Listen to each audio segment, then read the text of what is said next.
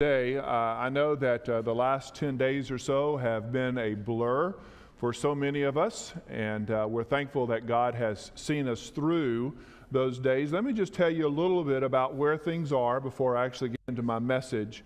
I want to say thank you to you as a church. You have been wonderful during this time. You have stepped up in a way that is just amazing.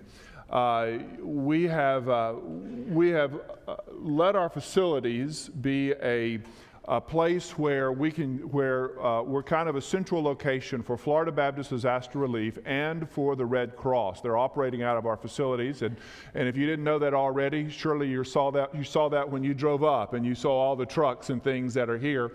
I want to say welcome to all of our Florida Baptist Disaster Relief workers who are here and the Red Cross. Thank you so much for your work and your ministry during this time. They have been working almost nonstop. Some of our Florida Baptist Relief people have trailers, some of them don't, and they're sleeping in our buildings. And the Red Cross are sleeping in our buildings, and they're also using our facilities as a coordination point. We really don't know, they really don't know exactly how long they're going to be here and what that's going to look like. And so we're just trying to be very flexible with that. We also have some groups that are from some other churches that are sending teams to work in the affected areas, and they are staying in our facilities as well because so many of the affected areas, they don't have places for relief workers to stay. And so they're staying here, and then they're driving out to other places during the day and coming back here in the evening and having a place to eat and a place to sleep, and then they're going back out again. And so we're just trying to do the best that we can to help facilitate that with our facilities. And so I just want to say thank you to each one of you and to the church as a whole for your willingness to be flexible with that, with our facilities. I know that our small groups are going to have to meet many of them are going to have to meet in different places this week. And probably next week as well, and then we don't really know from there, so we'll just try to communicate the very best that we can with that. We know that our parking is limited, and so we're just going to work with that the very best that we can. But just glad that we're able to do that. Also let you know that we are evaluating where we go from here to help places that are in greatest need. The distribution that we've been doing, we most likely will be winding that down this week. Most places, even the hardest hit places, are beginning to be able to get supplies, water and food and other types of supplies that they need. And so we're in the process of beginning to wind that down, and we will let you know we'll try to communicate that the very best that we can. We have a website, we have a page on our website that we try to communicate that as well. But it's really fluid based on ongoing needs, but we believe that our distribution is beginning to wind down a little bit as well. But what we do know that is going to continue to have some needs over the next several weeks at least, and probably beyond that in other places, are teams that are going to go and help. Over the next couple of weeks, many of the areas that have been hard hit, their needs are going to come to more of an end. Tree removal off of houses and out of yards, and putting tarps on houses. Those are going to begin to come to an end, and then at that point they will have to work with insurance and FEMA and so forth in getting construction workers to come back in and do their work. But there are some places that are probably going to continue to need our help in the days ahead. Places like in Panama City and the east side of Panama City, Mexico Beach, who knows what is going to be able to be done in Mexico Beach, Port St. Joe as well. And so we're trying to evaluate those. We do know that we have some teams that will be going out this next weekend, and there is a table out here where you can sign up for those teams. And each one of those areas needs something different. And so if you can help on one of those days that they're going out, be sure and go by the table and get some information and sign up so that we can begin to know what we're going to be doing this weekend. I want to say thank you to all the teams that went out this past weekend. We had 4 different teams that were working this weekend. We had a team that was in Mariana, and they were primarily cutting trees down and clearing land so that people could get in and out of their homes and so forth. And then we had a team that was in Panama City, working with St. Andrew's Baptist Church, and they were doing a multitude of different things. They were both of those teams were there Friday and Saturday, and they were doing a multitude of different things in those areas, partnering with churches in that area. I led a team of 18 that went to Port St. Joe this past Friday, and it is hard to describe the devastation that are in these places. I've been to both Panama City and to Port St. Joe, and there are very different kinds of devastation in those areas. Port St. Joe, of course, had some wind, and trees are down, and houses are damaged from that. But what happened in Port St. Joe was different than what happened in other places. They had a storm surge that got into about 2/3 of all the homes and buildings in that city. The church that I pastored many, many years ago in Port St. Joe, Long Avenue Baptist Church, is about 3 to 4 blocks from the bay, and they had a storm surge of 3 to 6 feet in their buildings. If you know anything about flooding, when that happens, almost everything has to be taken out of those buildings. Walls and sheetrock have to be taken out. Carpet has to be taken out. It's a muck-out process. You have to get insulation out. Everything just has to be taken out. And particularly with salt water, it ruins everything that it touches. And so it's going to be a very, very long process in places like Mexico Beach and Port St. Joe and the east side of Panama City. Some of those places like Panama City didn't get as much storm surge as they had wind damage that was there, but still it's just going to be a long-term process. When we were in Port St. Joe, having helped muck out a couple of houses and cut down trees and put tarps on houses, then we went into the church and just scratch the surface is all we did there, and beginning to pull out things. And when you drive down the streets in Port St. Joe, it's like you're driving down a street in a canyon, because everybody has had to take everything out of their house. It's all ruined and just set it on the side of the road. And it's piled up 6 and 8 and 10 feet high all the way down the sides of the streets. They're still waiting for it to be carted off, and that's going to be a long-term process. And so if you can be of help in some of those things, then just let us know. If you can't go on the weekend, but perhaps you can go during the week, then let us know. Call the office and we will point you in the right directions. We're not going to necessarily take a team during the week, but there are places that individuals or small groups can go and can be a part of that work as well. When watching and seeing and participating in all of this, one of the things that comes to mind so much to me is one of the parables that Jesus told. It's the parable of the Good Samaritan.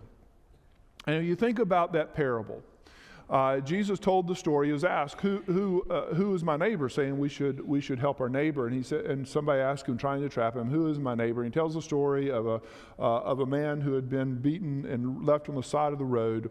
And then there were those who came walking by, and they had resources and ability, and in fact they were the religious people of the day, and they were on the other side of the road and they didn't help. And then those who stopped and helped. Then the person who was a Samaritan who stopped and helped the person who was in need. And that story that Jesus told has so many applications for our lives.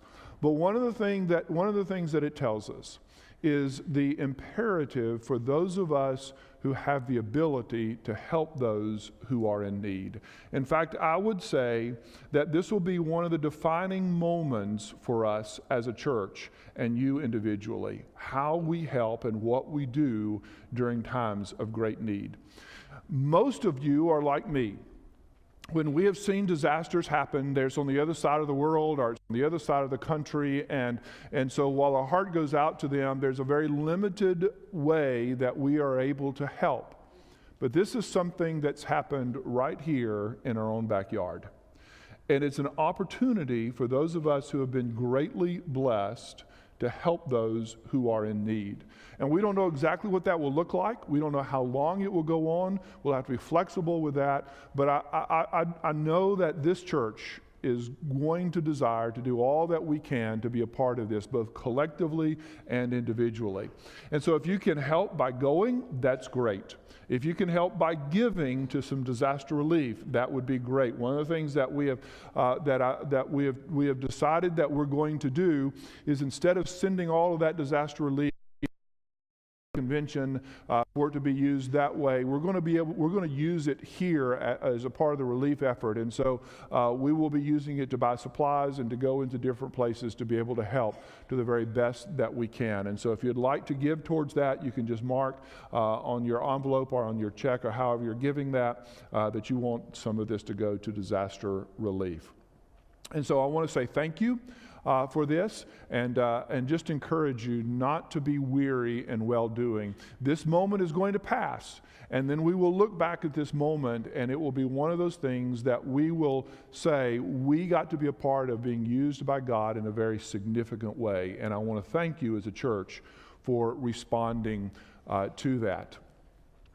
Well, when I was in Port St. Joe this past week, this last Friday, one of the things that you saw as you talked with people is just that 1,000-yard stare that people have when they have been through such an incredibly shocking event.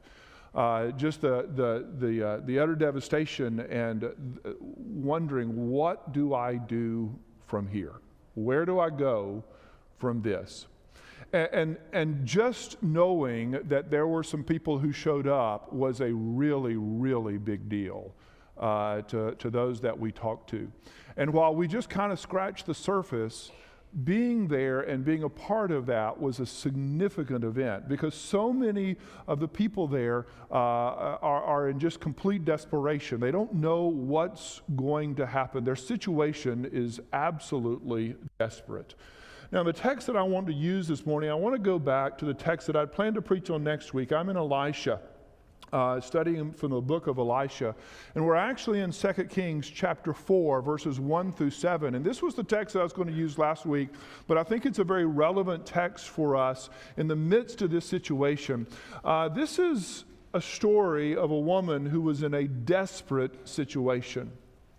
And most of us in this room have had times in our life where our situation was desperate. Maybe not like this particular lady, but it's been desperate. Perhaps it was an illness that came into our life and we didn't think that you would ever get better. Or perhaps it was a job, a loss of a job, and you wondered how you would take care of yourself and your family. Perhaps you had a marriage that is broken or was broken, and you did everything you possibly could to make it better, and nothing seemed to work, and you were absolutely at your wit's end. You were desperate for that.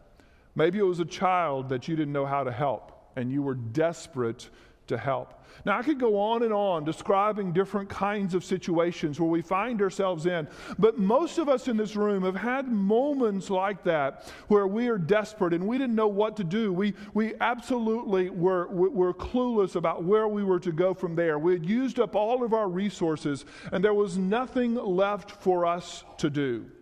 Well, in the text that we're going to read this morning, it's about a woman who was in an absolutely desperate situation. So let me read it to you today, and then we'll take a few minutes to talk about it.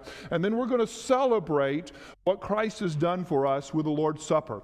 So in 2 Kings chapter 4, beginning in verse 1, it says this.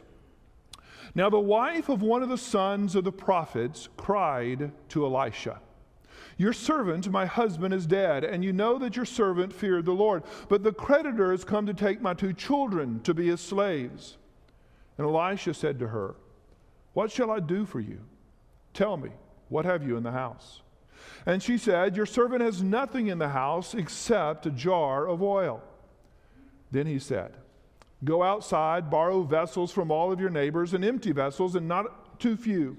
Then go in and shut the door behind yourself and your sons, and pour into all of these vessels. And when one is full, set it aside. So she went from him, and she shut the door behind herself and her sons. And she poured, and as she poured, they brought the vessels to her. And when the vessels were full, she said to her son, "Bring me another vessel." And he said to her, "There is not another." Then the oil stopped flowing. She came and told the man of God, and he said, "Go, sell the oil, pay your debts, and you and your sons can live on the rest."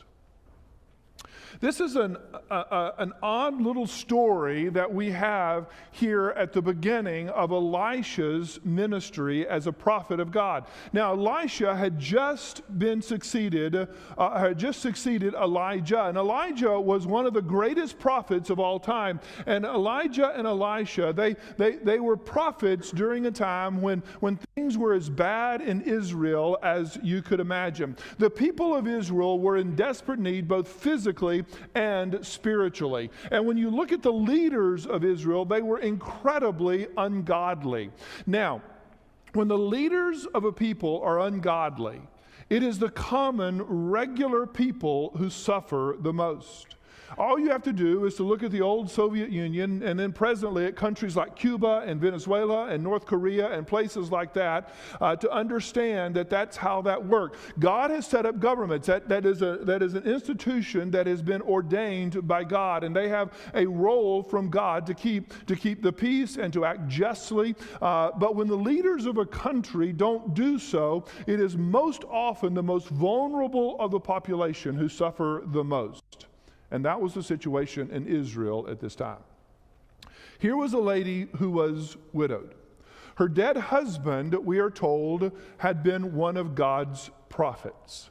Now, left unsaid is exactly what happened to him. We can speculate a little bit about what might have happened. It's possible that he died at the hands of Ahab and Jezebel. We know that those were the kings right before this time of king and queen of Israel, and they were ruthless. They were evil men and women. And one of the things that they tried to do was to kill all of the true prophets of God. And so perhaps he was one of those men that Ahab and Jezebel had killed because he had stayed true to God. Perhaps when all the other prophets had turned to false gods, he had stayed true, and because of that, he had been killed. Or perhaps he had had some kind of illness. The Bible just doesn't tell us why he had died. But his death left this family in a desperate situation. The family owed money. And the custom of the day, which seems barbaric to you and I, was that if you owed money and you couldn't pay, then you would be sold into slavery to pay off the debts. And if you died and you owed money, then your family could be sold into slavery to pay the debts. And that is the situation that this widow found herself in. And this widow's sons were her only means of support. During that day, there wasn't anything like Social Security or any other government agencies at all, and a woman was unable to work herself. And so if she had sons, if she was widowed, it was her sons' responsibility to take care of her. They were her lifeline. But nothing could happen if they were hauled off into slavery. So here was a woman who was about to lose her sons, and because she was to lose her son, she had no way of providing for herself either. So she was in desperate situation financially, and she was in desperate situation with her family. But there was more than just financial desperation for this woman. She was in the middle of a crisis of faith. Have you ever had a crisis of faith? That is when you think you've done everything that God has asked of you to do and you have been as faithful as you know how, but then things don't turn out as you had hoped. That's where this woman was. Her husband had served God faithfully. From the texts indicate that he had, and he had served in a very challenging time. And it would have been very easy for him to have compromised with the power that was around him to protect himself and his family. And there must have been great pressure for him to do so. I can imagine the conversations that he must have had with those around him, and maybe the conversations that he'd even had with his wife. Something that went like this: you don't have to be so vocal about your beliefs. You don't have to go all in with Ahab and Jezebel and the evil that's around, but you know Ahab, he will kill any prophet who refuses to do what he wants. So you have a family to think about, and even if you don't care about what happens to yourself, at least think about your family and keep your mouth shut. Don't do anything to get on the radar. But he had evidently been faithful. The Bible indicates that he had. But now he's dead. He had either been killed or he had died. This faithful man was no more. And so his wife was left in this desperate situation. No help, no money, no husband, and her children were to be sold into slavery. So the financial situation was difficult. The grief of losing a husband was difficult. But now there was a crisis of faith. Kind of thing happens more often than we would think.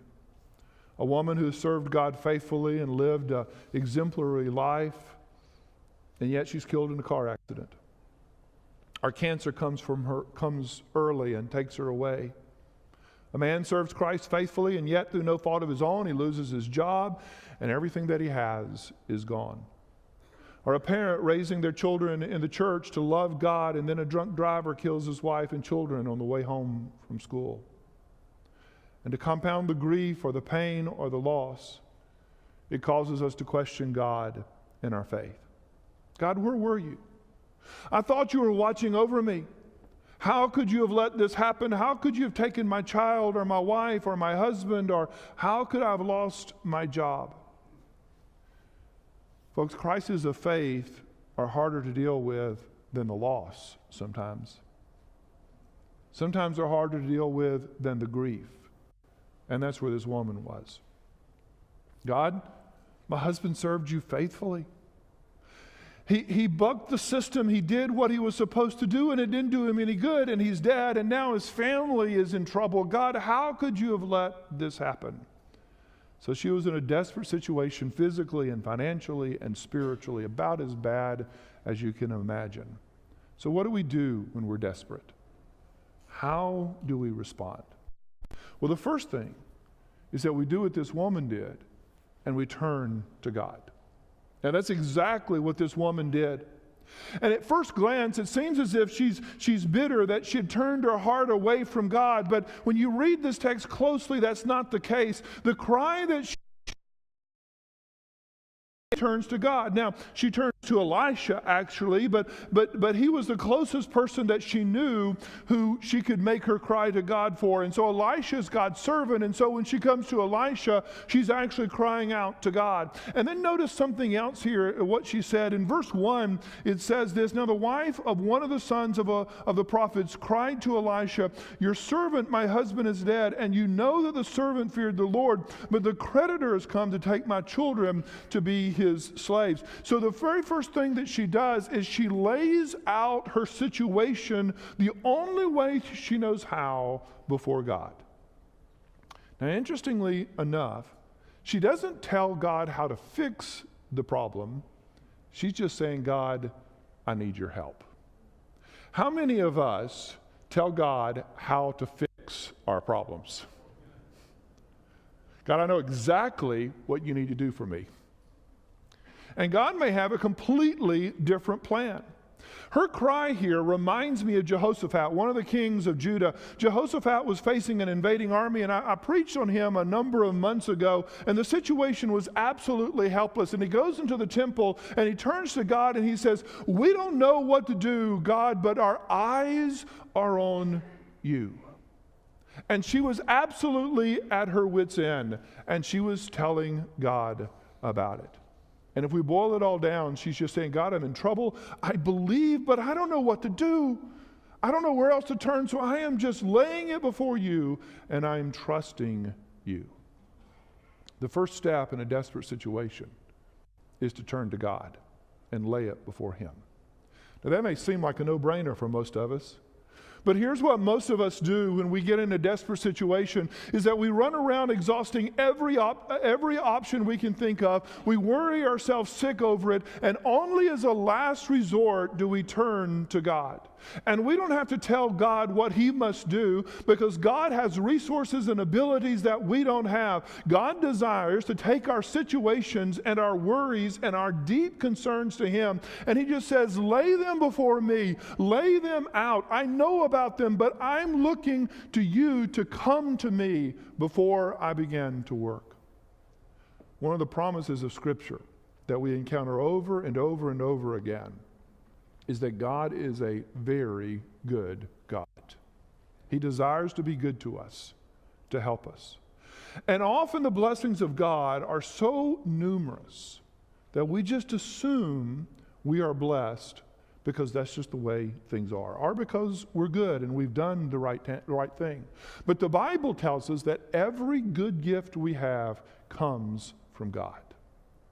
And sometimes it's the desperate situation that causes us to realize that. And then secondly, the Bible tells us that God desires to help us. One of the truths about God that Christianity teaches is that God wants to help us. We don't have to prove ourselves to God for Him to help us. We don't have to be worthy of His help. God's desire is to help His children. Now, sometimes His help's going to be different than what we want, but God knows what's best, and He's good, and He desires to help. So first of all, she turned and laid it out before God.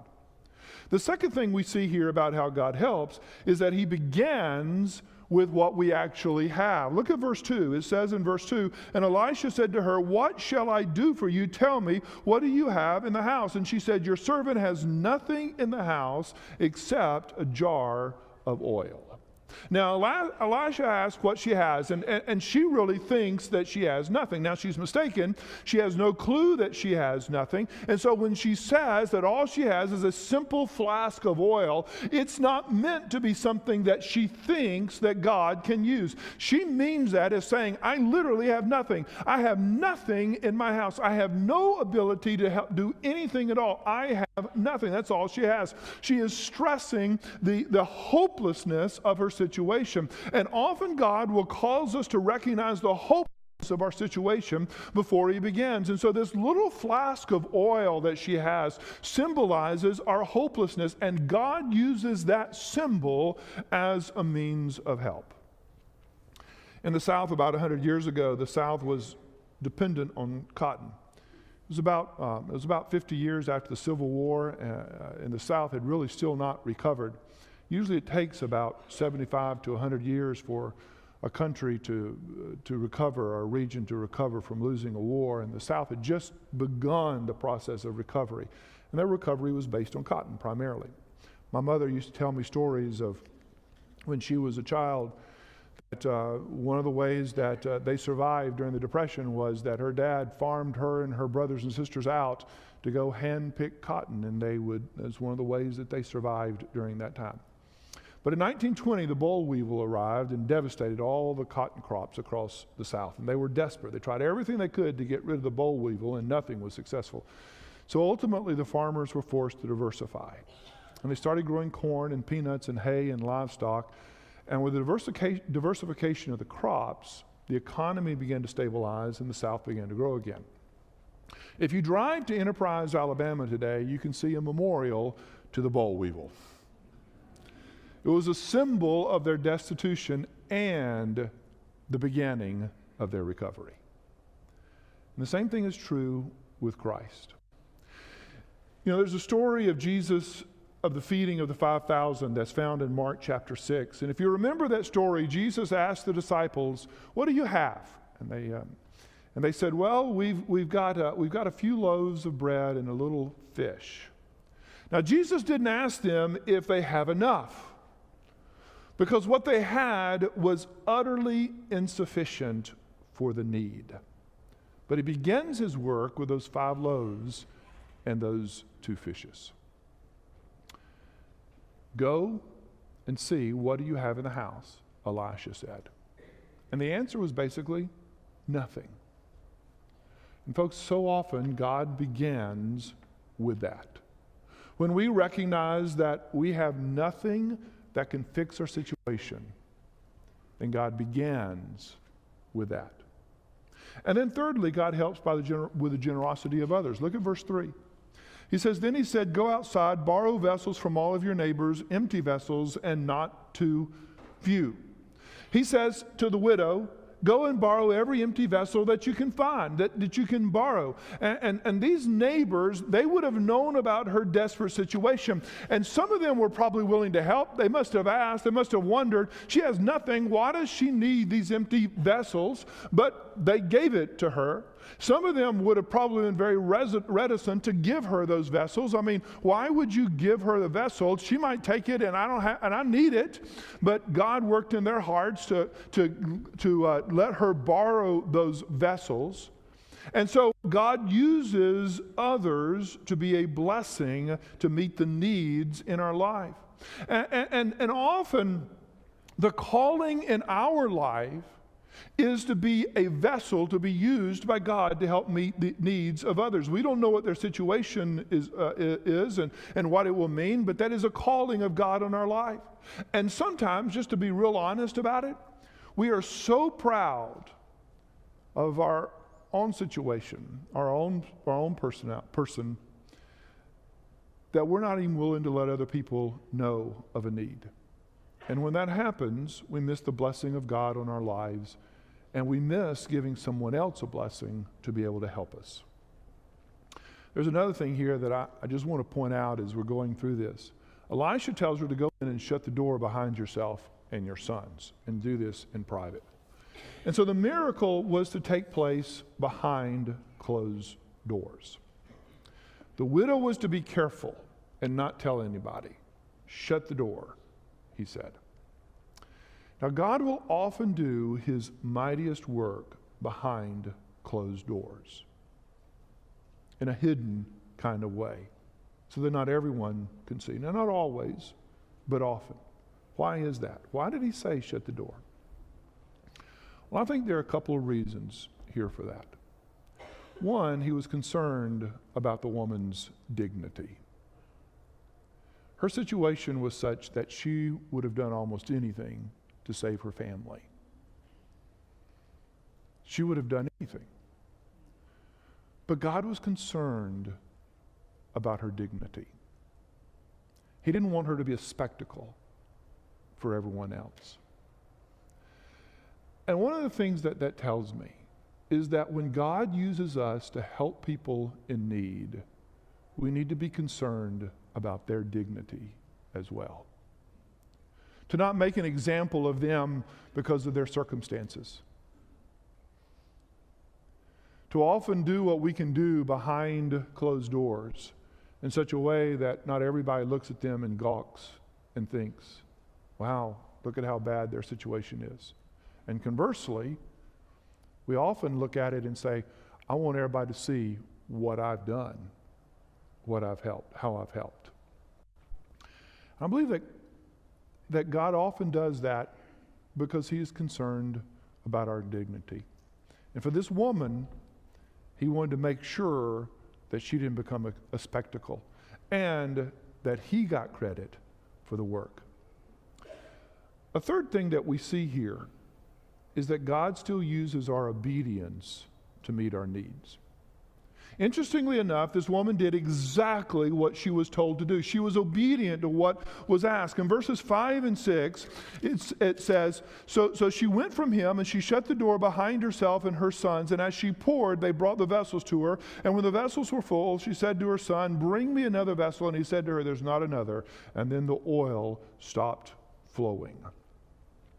She did exactly what she was told. And it was in her obedience that God blessed, that he did a miracle, and God filled every single container that she had. Had she not been obedient, had she said, this is the craziest thing I've ever heard, I'm not going to do it, then she would have missed God's provision, his miracle for her. Now, how often do we miss the miracles of God out of a lack of obedience? Ultimately, obedience comes from faith. In Hebrews chapter 11, verse 1, it says, now faith is the assurance of things hoped for and the conviction of things not seen. And so often God calls us to be obedient, and we act in obedience out of faith. Obedience flows out of the faith that we have in God. I have to tell you that in studying this passage, I realized that in the past, I had missed something. I had misunderstood it, and I hate to say it, I actually preached it wrong. It's easy to read this passage and see it as a woman who didn't have enough faith. Because as soon as she had filled up all the vessels, then the oil stopped flowing. And to read it and say, well, she should have had more faith. She should have gotten more vessels. And to blame her for a lack of faith. And of course, none of us have as much faith as we should have, and I'm sure she could have had more. But we need to be careful and let the Bible say what it says. And the text doesn't say that. The text says that she did exactly what she was asked to do. She was obedient to the instructions. There's no sign of disobedience here at all. And so when God provides, He most often provides in our obedience. God tends to pull us into His provision by our obedience. Let me say that again. God tends to pull us into His provision by our obedience. God most often makes us participants rather than spectators. Usually when God provides, He does it in such a way as to build our faith, not just to provide for the need. This woman had genuine need, physical need. She had no money. Her husband was dead. Her sons were to be sold into slavery. Yet she had a far greater need, which was spiritual. She needed to know that she had not been forgotten by God, that her faithfulness meant something. So God provided for her physical need and her spiritual need by her obedience, that she was willing to do what God had asked her to do. Now, folks, some of you are in a desperate situation in some area of your life. It may be in a relationship such as a marriage or with children or with parents, maybe a job situation. It may be some other areas. And God has been telling you to be obedient in a certain way for a period of time. You know what God's been saying by His Word and as He's been speaking to you about it. And you've blown it off. I can't do that. I can't love my husband the way I should. I can't do it. I can't do what I need to do in this particular area. I know what I'm supposed to do, but God, I can't do it. It doesn't really matter anyway. And I want to tell you that very, very often God will not meet the needs that we have until you are willing to be obedient in what you know you should do.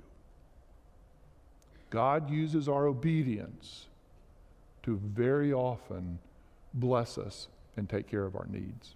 And He's waiting on you to be obedient, to say, this is what I'll do.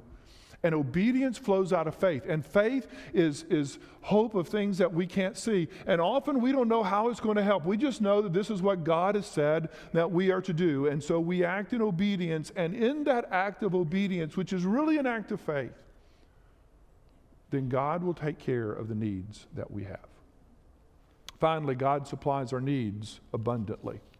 He didn't just take care of her immediate needs, but He met her needs abundantly. In verse 7, it says, she came in and told the man of God, and he said, go sell the oil and pay your debts, and you and your sons, you can live on the rest. He gives her 3 commands: sell, pay, and live. Sell the oil, pay the debts, and live on the leftovers. And God granted an abundance far beyond her immediate needs. He says, you and your sons, you can live on the rest. God met their immediate emergency, but He also took care of their ongoing needs. You see, God in His generosity often gives more, but some of His more may not appear in the form that we prefer.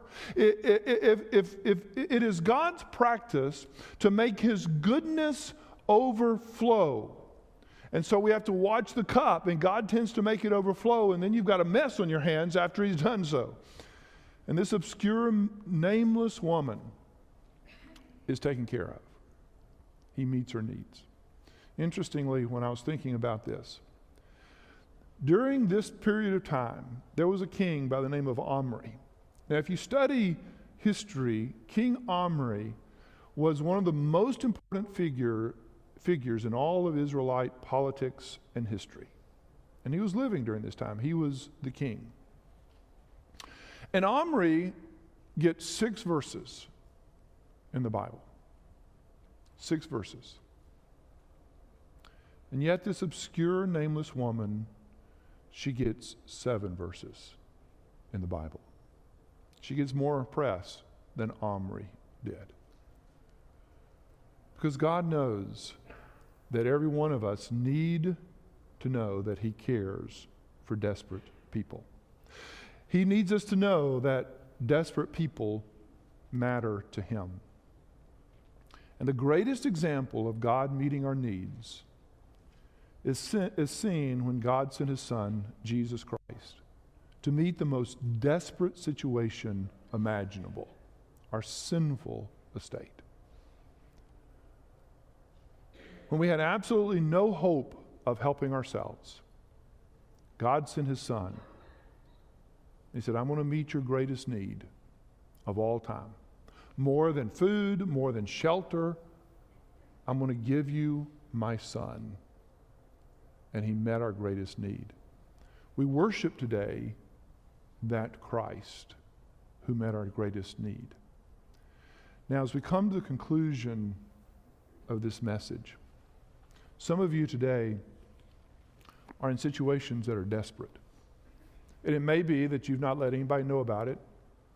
You've been quiet, but you're desperate. And I want to ask you if you would just take what you have and lay it out before Christ. Let Him know of the need. All throughout history, God has been meeting the needs of desperate people. Some of you this morning, some of you need to be reminded of the needs of others and be willing to be used by God to meet the desperate need of others. And then all of us, we're going to celebrate Christ meeting our needs this morning. So would you bow your heads with me this morning as we pray? Lord, we're so thankful that you do meet our needs, that you take care of every need that we have, that, Lord, you are enough. And God, I pray this morning for those who are in a desperate situation. May they turn to you to seek your help during this time.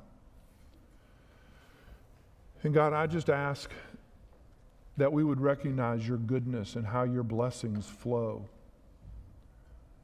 How every good gift that we have comes from God. And Lord, we pray this in the name of Jesus Christ.